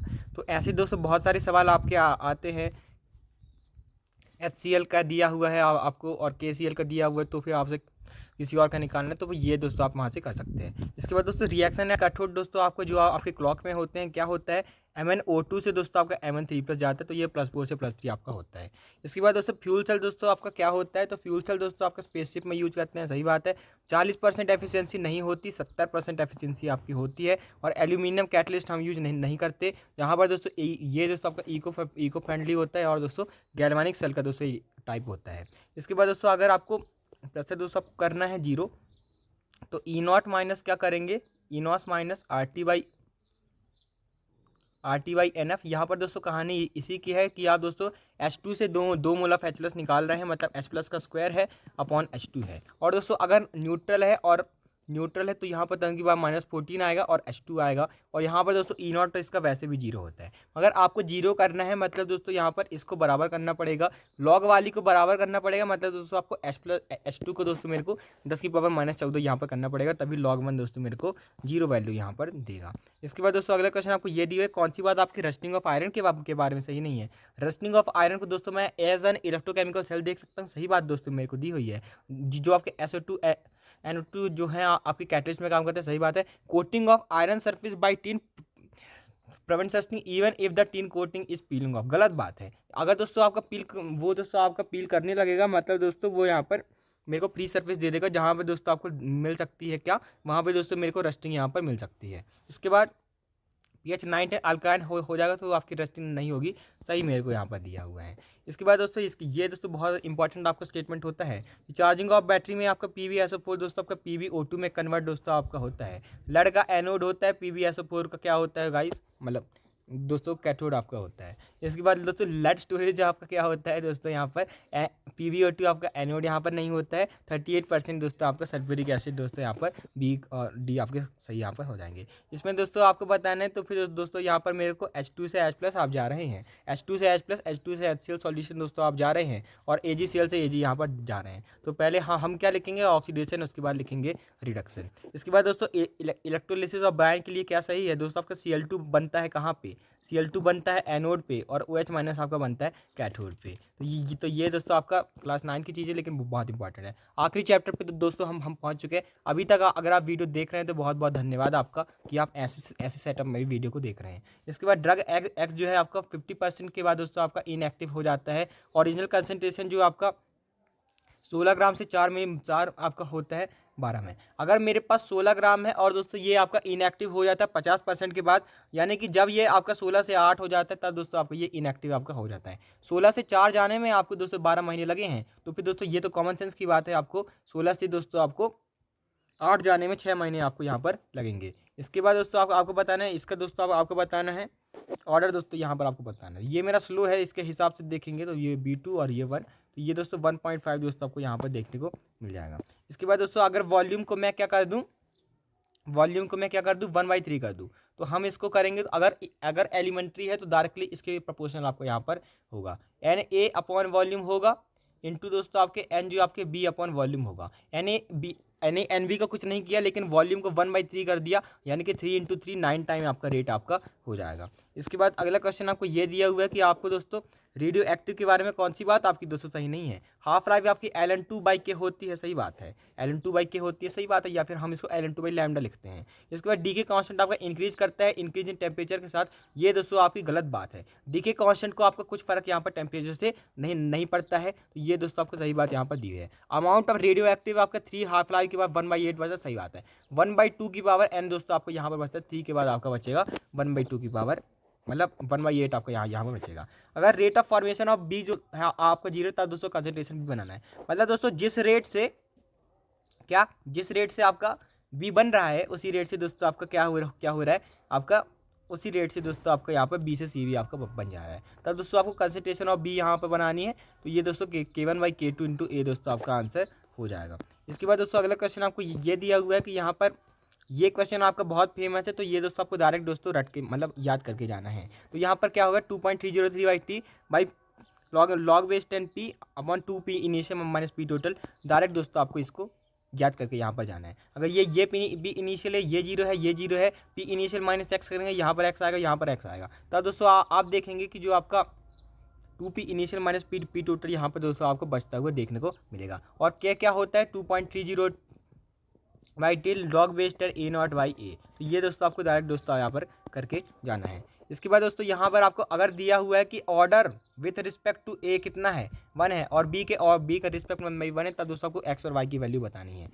यहाँ पर दोस्तों देखिए कि यहाँ पर दोस्तों आपकी बी की कंसंट्रेशन क्या है, कांस्टेंट है। और दोस्तों यहाँ पर रेट 0.1 से 0.4 हो गया, मतलब डायरेक्टली प्रोपोर्शनल है, मतलब यहाँ पे ये 20 से 80 दोस्तों आपको यहाँ पर हो गया होगा। इसके बाद यहाँ पर आप देखें तो 0.4 से 80 हो गया। अगर 80 से 40 हुआ है मतलब इसने भी इसको आधे करने की कोशिश की होगी, लेकिन 0.2 से ये 0.8 इसलिए चला गया क्योंकि ये फिर उसके बाद 4 गुना आपका हो गया होगा। इसके बाद दोस्तों आपको बताना है कि यहाँ पर आपका इंटरमीडिएट वगैरह कितने यहाँ पर आपके बनेंगे। तो दोस्तों आप यहाँ पर मेरे को बताइए कि यहाँ पर मेरे को 2 इंटरमीडिएट देखने को मिल रहे हैं, पी और क्यू थोड़े आपके कम एनर्जी वाले, और आपको एक्टिवेटेड कॉम्प्लेक्स 3 यहाँ पर देखने को मिल रहे हैं। आरडीएस कौन सा है, 2 वाला, क्योंकि इसकी एनर्जी दोस्तों आपकी सबसे ज़्यादा है। इसके बाद दोस्तों यहाँ पर आपको ऑर्डर दोस्तों आपको बताना है, तो भी दोस्तों आपको ध्यान रखना T half is proportional to P not की पावर 1 माइनस एल या फिर ए नॉट की पावर 1 माइनस एन आपको यहाँ पर होता है। यहाँ पर मेरे को बताइए 50 से 100 गया तो 4 से 2 हो गया, मतलब दोस्तों इन्वर्सली प्रोपोर्शनल पावर -1 पे प्रोपोर्शनल, मतलब 1 माइनस -1 मेरे को यहाँ पर 2 देखने को मिल जाएगा। ऑर्डर दोस्तों आपका 2 यहाँ पर आपका हो जाएगा। इसके बाद दोस्तों अगला क्वेश्चन आपको ये दिया हुआ है कि हाफ लाइफ आपकी दोस्तों है इंडिपेंडेंट है आपकी फाइनल कंसंट्रेशन की, यानी कि क्या चल रहा है, फर्स्ट ऑर्डर आपका चल रहा है। इसके बाद दोस्तों the time required for 80% to decompose, तो भी दोस्तों 80% करना है, तो भी दोस्तों हम क्या करेंगे 2.303/k लॉग बेस 10 80% डिकम्पोजिशन 100 अपन दोस्तों 80 डिकम्पोज हो गया, मतलब बचा कितना 20। तो ये दोस्तों आपका log 5 और k को मैं क्या लिखता हूँ, और k को दोस्तों मैं यहाँ पर लिखता हूँ 0.693/3। यहाँ पर दोस्तों मैं यहाँ पर इसको लिख लेता हूँ, यहाँ पर t दोस्तों यहाँ पर मैं दोस्तों यहाँ पर इसको लिख लूँगा। तो यहाँ से दोस्तों आप इसको आसानी से सॉल्व कर सकते हैं। इसके बाद दोस्तों आपको यहाँ पे सॉल्व करके दोस्तों आपको ये दोस्तों देखने को मिल जाएगा। इसके बाद अगला क्वेश्चन आपको ये मिल जाएगा कि यहाँ पर बहुत सारे क्वेश्चन है आज।